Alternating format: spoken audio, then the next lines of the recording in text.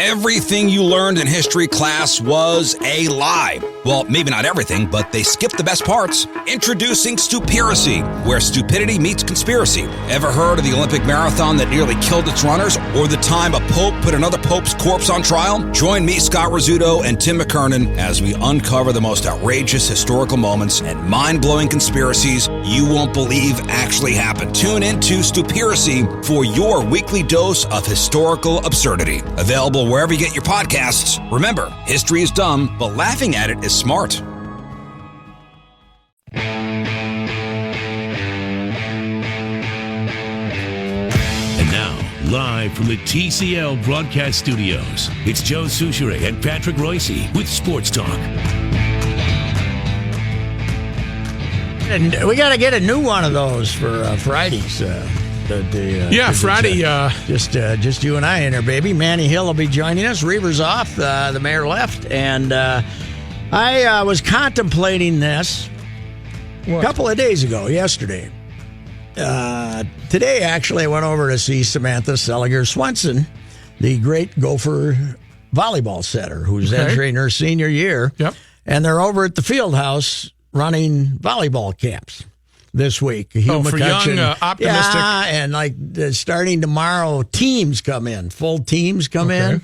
But today it was a bunch of youth, and this week it's been youth, and then they had older, they have the camp where college recruits come. Right. A couple parents in the sidelines it's a month. making notes.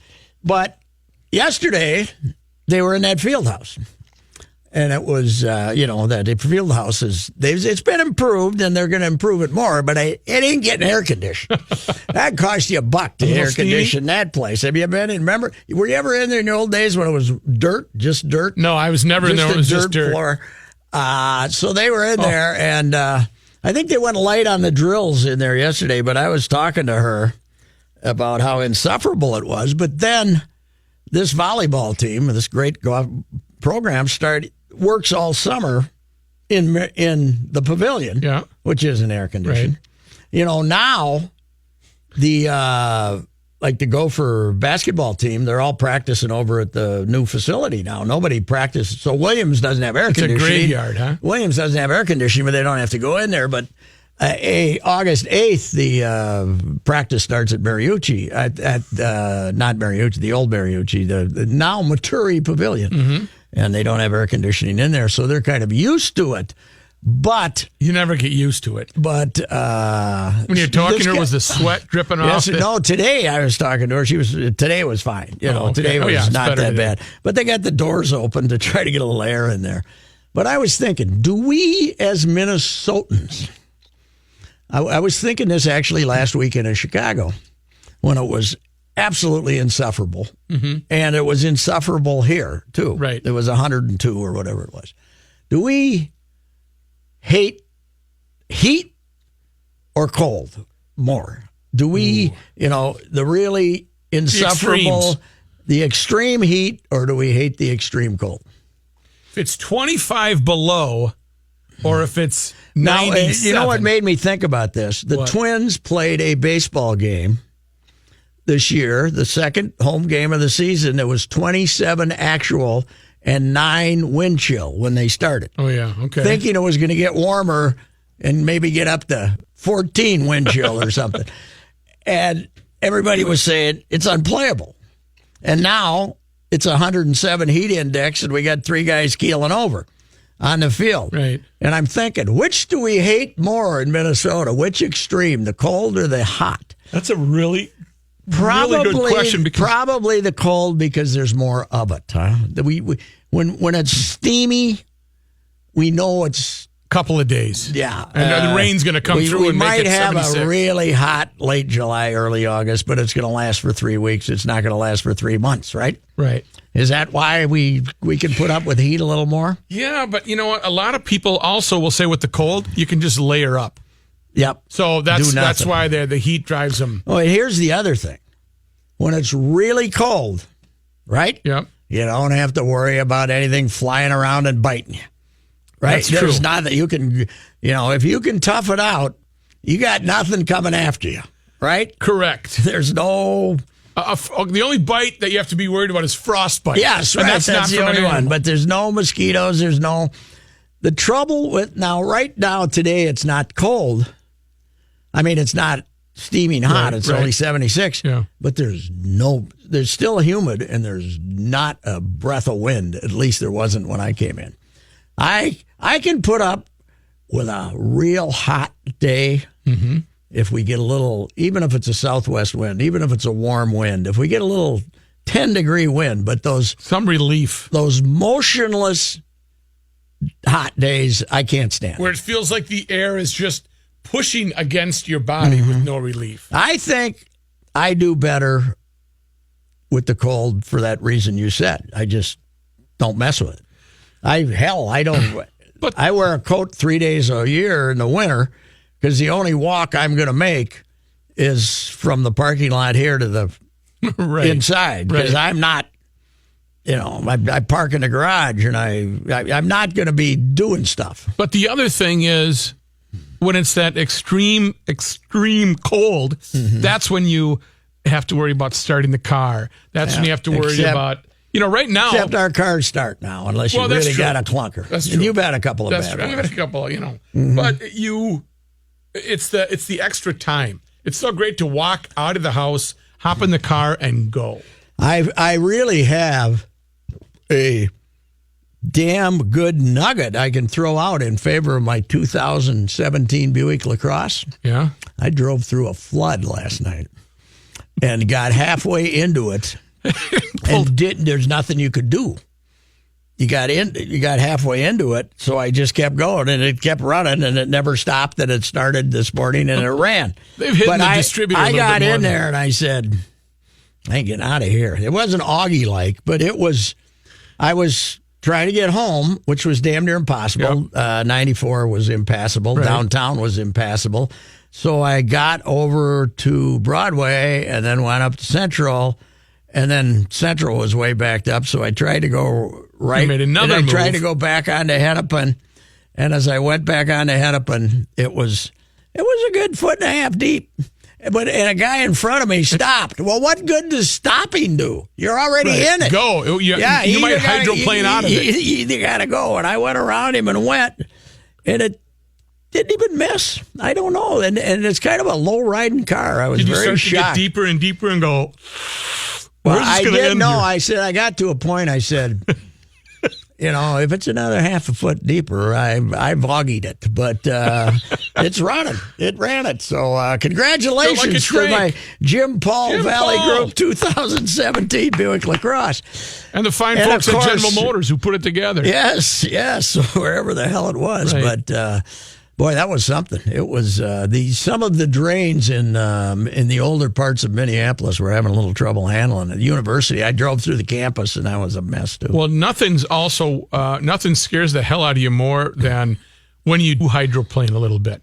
Even if it's just a little, if you're on the 94 or 62, and you kind of, that scares the hell out of you. And then you have the people who pull over.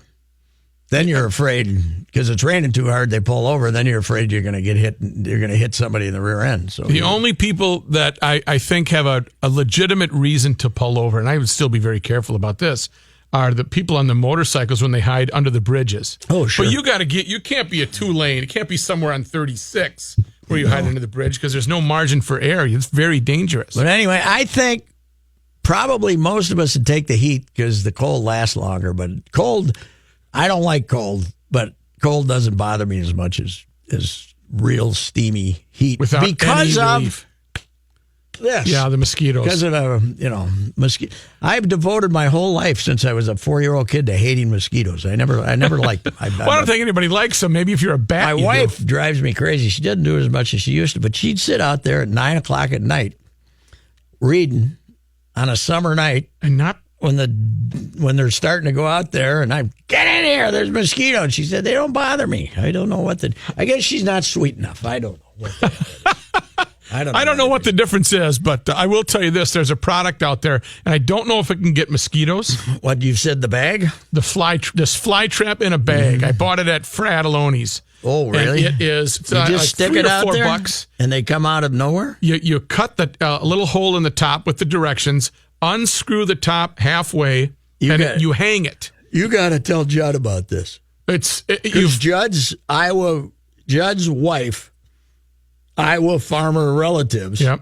He says he goes down. They go down there once in a while and he said they welcome flies, and the house doors are always open. The potato salad's always got flies on it. I heard him complaining about it again yesterday. We got to get Judd's relatives. Bring one of these down. Yes, you just pour a little water on it, and there's some foul-smelling disposable thing. And Pat, I'm on my third bag, and it was.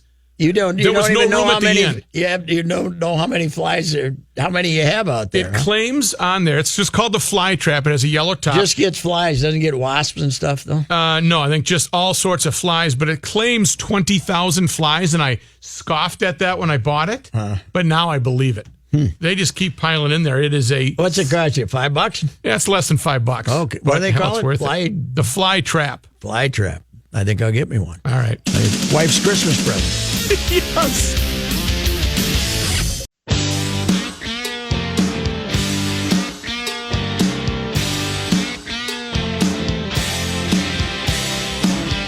Sky cracks open, the walls falling through the floor. Just as well to keep it. Get some game. Of course, it would be hard for me to enjoy the bag of flies. The fly killer, like back in my Prior Lake days when we lived out in the country and had a little deck in the back. Yeah. And it was a house carved out of what had been a very rural area. So there was weeds back there. Yeah. And we had a nice pond and a good breeding ground for every form. But we got one of those lights with the zappers that zapped them. Yeah. The ultraviolet light. Sit out there with a nice comfy fifth of gin and ice. Bring the ice out there with me in a little cooler and the tonic, and sit there for an hour and a half and watch moths get zapped. The flies and the mosquitoes weren't that much fun. Well, you got yourself a good moth in there. Oh yeah, or a June bug or something.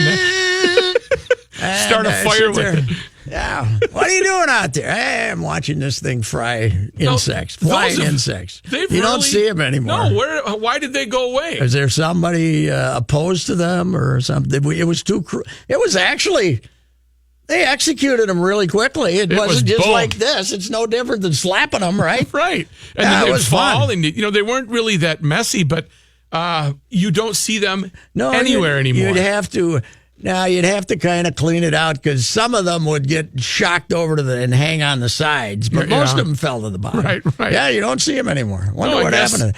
I should have got the divorce settlement, the bug zapper, man. I wonder what happened to the bug zapper. I don't think. So she sold it at the garage sale. I don't think the ex-wife would have really held on. She wasn't a big fan of watching bugs get zapped. That might have been part of the reason that you parted ways, is that you would sit out there. I think. Not necessarily the bug zapper, but that somebody would sit out there and drink and watch bugs think that was entertainment. With his ice bucket, it was just using an excuse. the tongs. Hey, there were no football games on. What the hell? What was the guy going to do? So a nice night you could do that. But yeah. Well, the worst is when you go up north when you get those big deer flies. Oh yeah, the big deer flies. But your only revenge is they're slow enough where you can get one every once in a while. Yeah, if you smack early on. Yeah, later on in the summer. Early on, they're vicious because they're quick. Hungry. Later. Well, Katie and I once went to Madeline Island. Yep. In June. Thought we'd have a fine time. Another nice romantic trip. We went sailing with some friends, and then one day we were just driving around and we saw this gorgeous beach and couldn't figure out why nobody was on the beach. What's going on there? So we went down to the beach and got in a proper attire, and 4 minutes later, there were 75,000 black flies. Apparently, June is there's about a 10-day to 2-day period on Madeline Island. And they all hatch? That the only you got to know somebody with a boat because you have to be able to get out into the middle of the water to get away from them. Isn't that funny? And think of how you were laughed at from afar with somebody that had the binoculars going. We got two of them. That wasn't the only time we did this. We were on which island? Which island has the Hana, where the long road to Hana out is? That I think that's Maui. Oh, is it? I've never been out there. I don't know. We were on Maui and we were driving. And again, we saw this beautiful beach. Nobody there. It's a beautiful day in November or sometime.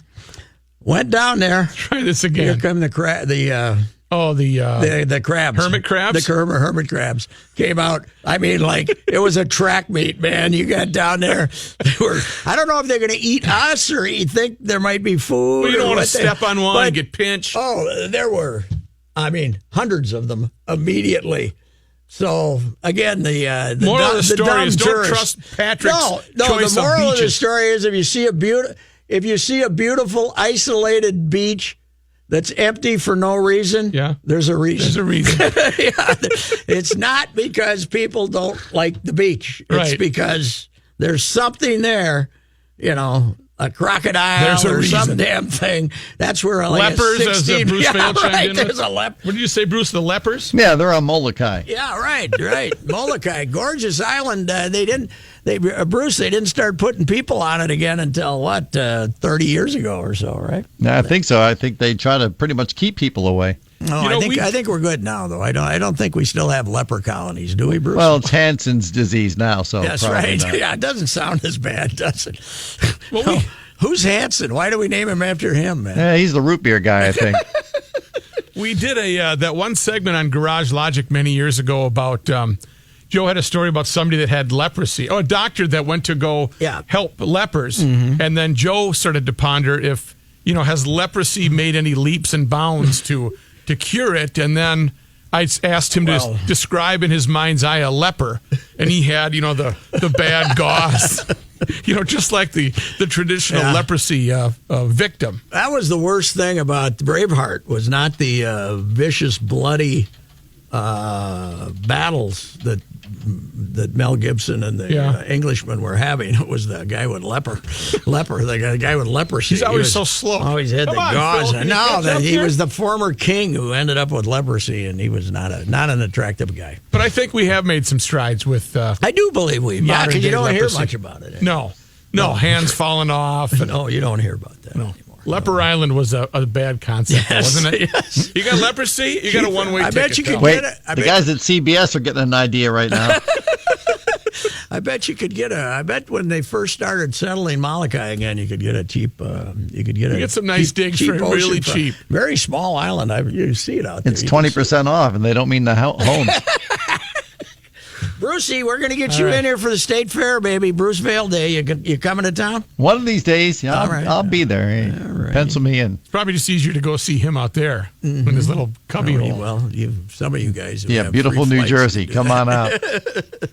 All right. All righty, sir. Brucey, we had quite a downpour here yesterday. Damn near flooded out. It's been gorgeous here for a couple days. Really yeah, the heat's coming, though. The heat's coming, isn't it? All right, sir. Sports Talk will return right after this, and we do have Bruce Vail waiting in the wings in his New Jersey cubbyhole with the Your Money Now report, and it comes to us courtesy of Owatonna's own Federated Insurance. Bruce! Extra time for me today. Stocks were higher to end the week, leaving the major indexes with gains for the full week. The Dow Jones Industrial Average gained 94 points, closing at 25,019. The Nasdaq Composite rose just 2 points, and the S&P 500 gained only 3. Cell phone bills are on the rise for the first time in 2 years as wireless companies pull back on promotions. The Consumer Price Index for wireless service ticked up 0.3% in June compared to a year ago for the first such increase since July of 2016. Prices for phone service declined so dramatically last year that former Fed chairwoman Janet Yellen said that was a factor in the U.S.'s low inflation. Now that states are free to allow sports gambling, some are considering whether to enter the mobile betting market. While it would significantly increase revenue, some states are concerned about how online sports wagering could affect the business of existing casinos or worsen gambling addictions. I'm Bruce Vail with Your Money Now on 1500 ESPN. All right, thanks, Bruce. Have yourself a good weekend. This traffic sponsored by Jersey Mike Subs. Really nice start, actually. No real incidents at the moment. Not even much congestion. About the worst we can tell you is 169 northbound. From 494 to 94 is 27 minutes, 11 longer than usual. Oh, my goodness. I'm a professional broadcaster. I think it's Friday. Want to win a rockin' trip from Jersey Mike's and Pepsi? Stop in Jersey Mike's today to enter. No purchase necessary. Sweepstakes end August 14th. See official rules at PepsiRockThisWay.com. Our 5 Eyewitness News weather forecast. Clear, 69 tonight, sunny, 87 tomorrow. Chance of scattered thunder showers Sunday, and hot with a high of 88. Right now, it's...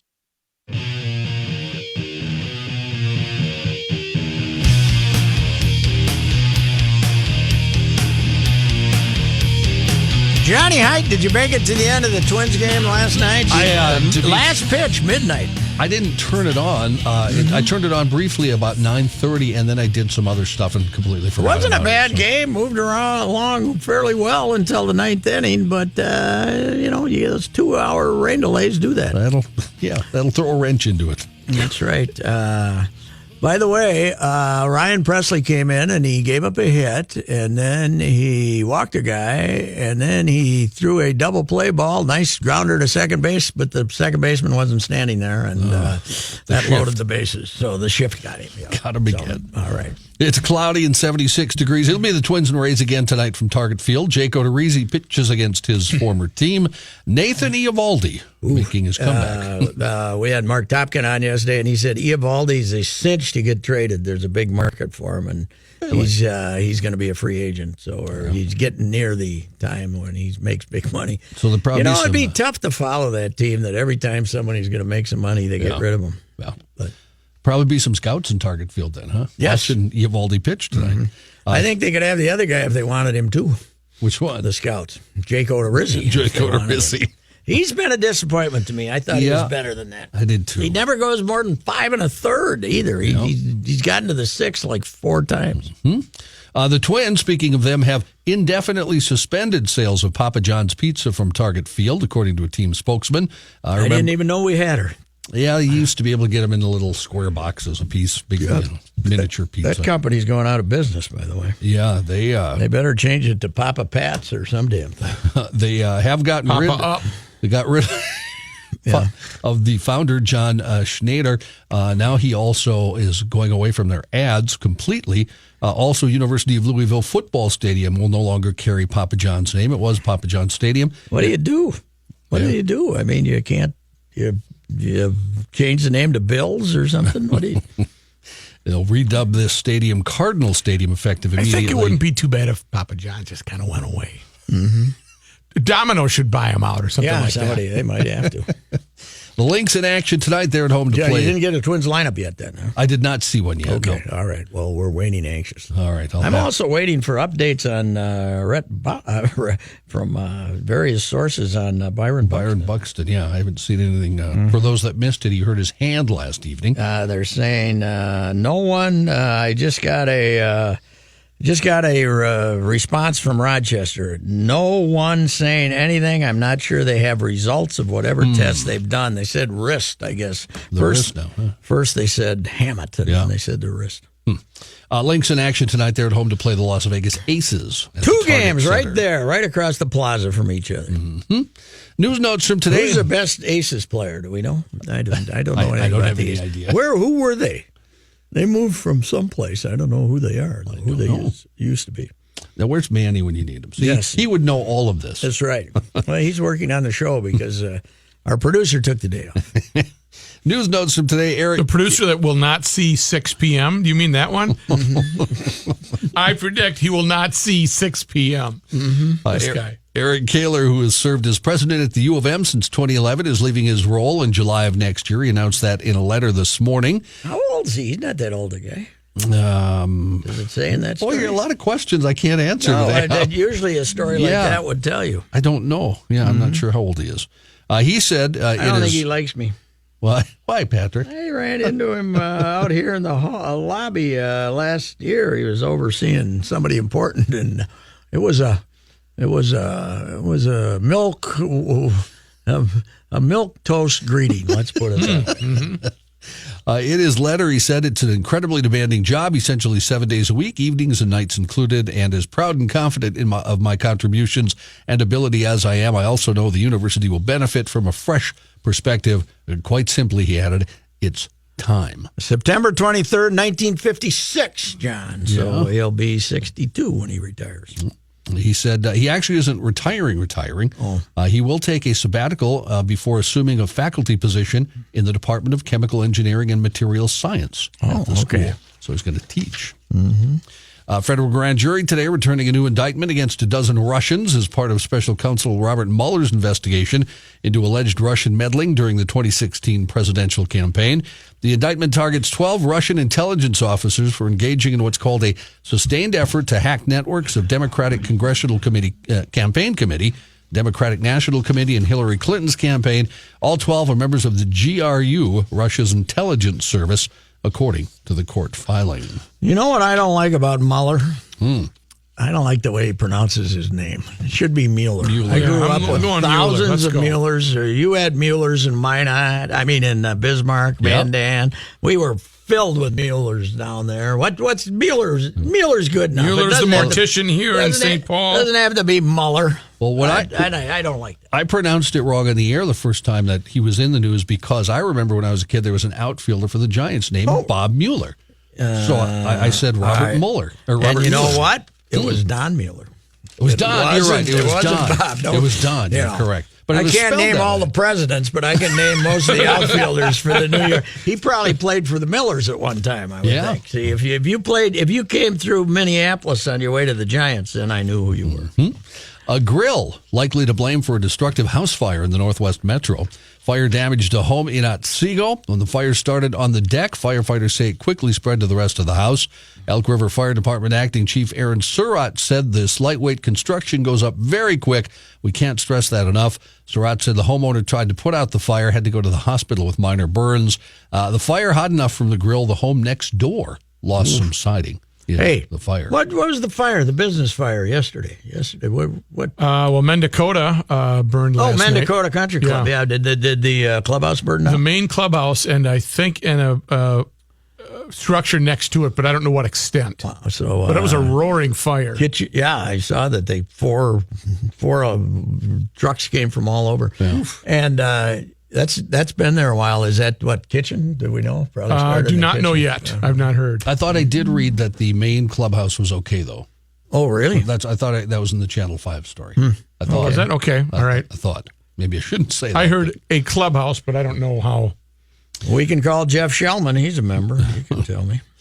Coon Rapids. That used to be. Those guys were golfers, man. The Mendacota members. They were there to play golf. They were getting their value. No, I mean they're just hard, good old blue collar, hard playing golfers. Coon Rapids teen missing for almost 3 weeks has been found safe. Coon Rapids Police Department tweeted that 16-year-old Mage Yang has been located. She was found in California. She went missing June 22nd in Blaine, and police didn't supply any. Just got sick of it, huh? Just said, the hell with it, I'm going to California. I'm not putting up with this anymore.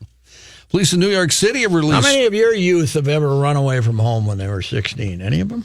No, 3 hots and a cot. They're pretty... You got one with potential, though. You got one left with the potential to run off. Yeah, he might just take off. How old's Gabe now? 13, going into 8th grade. I miss him. He used to be, when he was the assistant producer on Saturdays, it was great. Yeah, he'd come in with the hoverboard. Then he got to the point where he had discovered more things in his life than They're cruising down the hallways on your hoverboard when nobody's here that you purchased illegally. By the way, did we ever find the battery for it or not, the power for it? We got the charger for it, and it was up and running, but he's kind of slowed down on that. It sits in the corner now, outside. They do not seem to be around as much as they were, but they were really hot for about a year. Yeah. They were really hot for literally really hot for a year. Really hot.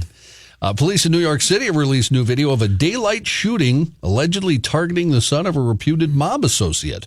Oh, just like the good old days. Yeah, huh? I didn't know this still happened. Police say a gunman opened fire around 6:30 in the morning this past Wednesday while the victim was standing near a vehicle in the Throgs Neck section of the Bronx. Throgs Neck. Sources say in New York say the shooting victim is Salvatore Zattola, the son of a reputed mafia associate. In the video, a red Nissan sedan is seen pulling up and a suspect opens fire from the front passenger seat. You're not supposed to get shot out of a red What? Nissan. No, you're supposed to get shot out of a Lincoln. Right. with the completely blacked out windows that rolls down. And a guy with a chopper. He gets up with a Tommy gun. That's right. 41-year-old victim tries to escape by rolling to the ground to avoid the bullets. The suspect then gets out of the passenger seat, chases him, and fires 3 more shots before fleeing. Zatola suffered gunshot wounds to his torso and hands and some graze wounds to his head, but he survived. He was rushed to the hospital, started in critical condition, but now has been moved to stable condition. Rookie, there's no sense in asking you this question. Yes. But did you ever watch Miller's Crossing, the wonderful gangster movie by the Coen brothers? I did not. Have you seen it, Johnny? I Miller's have Crossing. a long time ago, though. Fantastic. Unfortunately, it came out the same time as Goodfellas and got lost in the shuffle of gangster movies. It's about Irish gangsters. Okay. It's fantastic. But there's a scene in there where they try to assassinate Albert Finney, who's the big chief bad guy, and he ends up coming out of the house with the chopper going, and starts sweeping the whole thing. And Gabriel Byrne is the lead, and it's fantastic. Miller's Crossing. Miller's Crossing. Is it a good date night movie? Yeah, your family could take it. Yeah, okay. Yeah, it's not it's not. There's some It's shoot I mean, we kill a few people, but what the hell? Nothing more than the kids get from Grand Theft Auto, right? No. Okay. All right. Very underrated, almost in my top 10. Miller's Crossing. Yeah, it's great.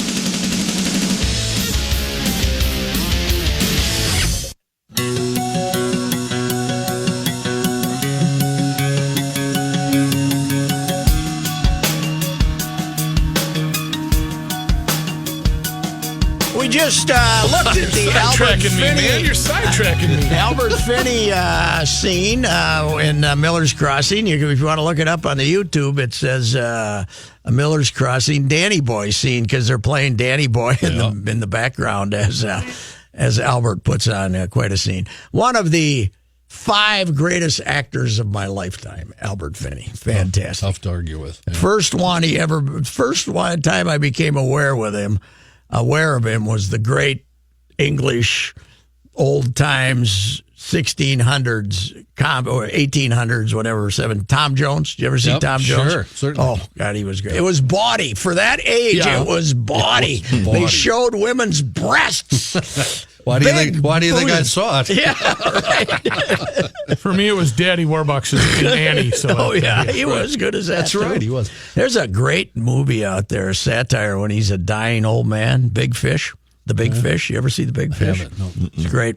He tells all these tall tales about his youth, and Ewan McGregor, I think, plays him as a younger man, and all these crazy tales about meeting a giant and meeting all these people and doing this. And then he dies, and the funeral looks like Vogel's funeral. All these people that he talked about show up for the funeral, these strange creatures. The Big Fish. It's great.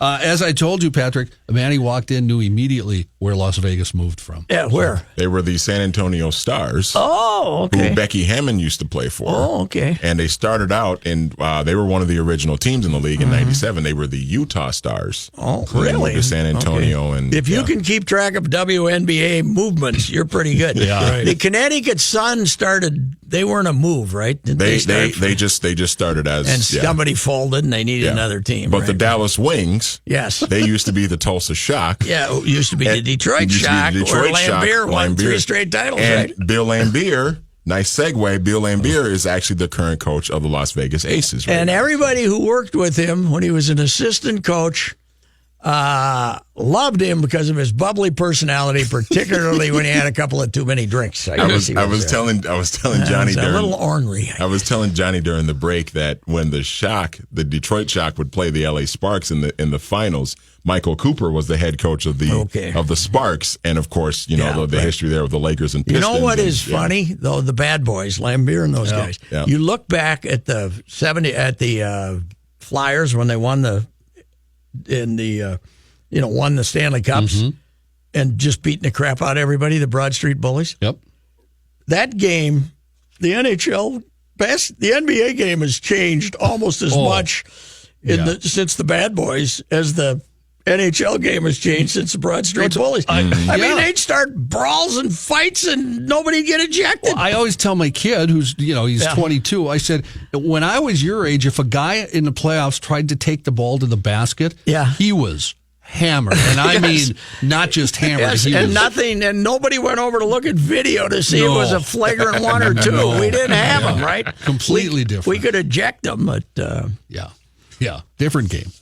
Arizona authorities say a 44-year-old uniformed security guard is accused of impersonating a police officer because he tried to pull over an unmarked car that happened to contain 2 state troopers. Oh, no. Patrolling the Phoenix freeway. Just making sure you guys are okay. All right, well, I'll be on my way now. The Department of Public Safety says Matthew Allen Disbrow of Mesa was driving his personal black Dodge Charger on Wednesday when he activated law enforcement-style emergency lights on the car and pulled over the troopers' Ford Mustang. According to the department, the troopers wouldn't pull over. Disbrow then drove alongside them, started yelling at them, and waved a hand at the troopers to tell them to pull over. Was he in a uni? He was in a uni? He was in his security guard. Uniformed security guard. Before at that point, after he tried to get them to pull over, they activated their own vehicle's police lights and pulled and then he him said, over. dang He kind of gave him some distance at that point. I don't want to stereotype all security guards because there's a million security guards out there who are doing it because they want a job. Right. But there's a few that want to be cops. You're right. Yeah. Just maybe didn't pass the test enough for the psychological. There's a couple out there. Should I perhaps give a personal bit to this one? My wife has worked all her life as a loss prevention agent at various places. Yeah. She says most of the males who go into that field want to be cops and try to pretend to be cops, unfortunately. Loss prevention means they picked up shoplifting. Exactly. Yeah. Okay. Yes, exactly. Loss prevention, that's good. I like that. I do know a man that's pretty higher up in a Metro Police Department that used to be a loss prevention at Dayton's and Rosedale. Okay. I'm not going to name him, for but him. Dayton and Rose, that's where my wife started. They probably know each other. Probably know each other, I'm sure. Wilbur. No. I hope Ingy doesn't hear this one. I don't want to make him feel bad. No. A Quebec family set up a camera to catch a suspected squirrel stealing their tomatoes, made a shocking discovery. The culprit was the mailman. Oh! Rob Morin and Paula Habib said they noticed in June that produce was going missing from their tomato and strawberry plants outside their home in Mount Royal, a Montreal suburb. They suspected a squirrel was behind all the vanishing fruit. Habib said we had a full set of tomatoes. Wouldn't squirrels leave debris, though? I mean... they would eat half of it or take a bite out of it. I mean, a squirrel can't carry a tomato up to the nest. There's not a nice, easy cut line on there. We had a full set of tomatoes, she said, and then all of a sudden the tomatoes started going down. We didn't take any ourselves, so we thought it was squirrels. Morin said they started to think something else was happening when the suspected squirrels didn't leave a mess. There you go, Patrick. He said we first thought squirrels, but normally they leave a mess. There was no mess, so they checked their home security cameras and made a startling discovery. Their Canada Post delivery worker was stealing the produce.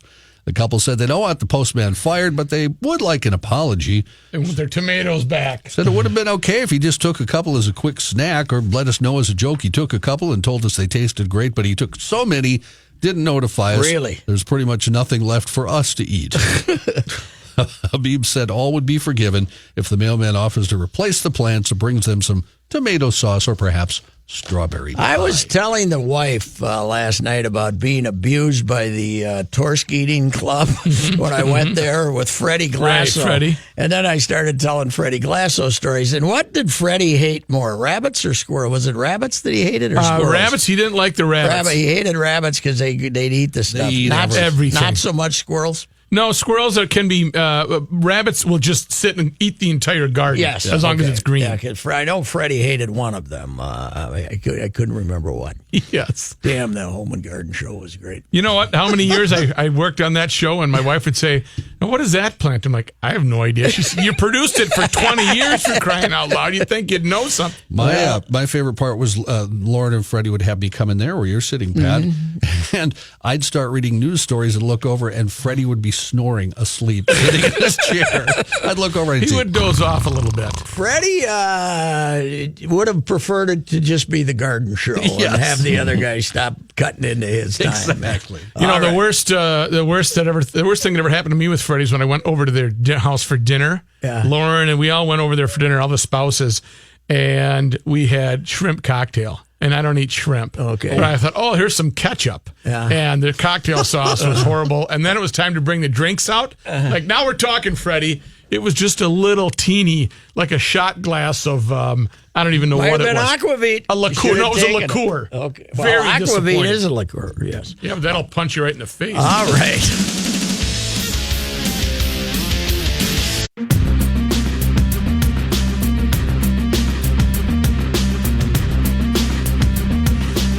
Action-packed show. Today's musical guest, I'm going to reveal it right now. In honor of Johnny Height working 2 weeks as both news and traffic. Yep. One of his guys, Buck Owens, is today's musical guest. The great Buck Owens died in 2006, shortly after having a gig, after being out playing. So he wore it out, huh? Well, that's the way he wanted to go. That's the way these music guys want to go, man. They can't give it up. They cannot give it up. But Not all plumb full of heroin. The great Buck Owens had many, many songs to drift through to get permission here, including one duet with the great Dwight Yoakam, who I love, the Bakersfield, the Streets of Bakersfield. We'll have that on there somewhere. So, all righty. That's it. All right, that and much more. The Ride is next. 1500 ESPN is KSTP St. Paul, Minneapolis. 76 degrees is your current temperature. And sit back and get ready to buckle because the Ride is coming up.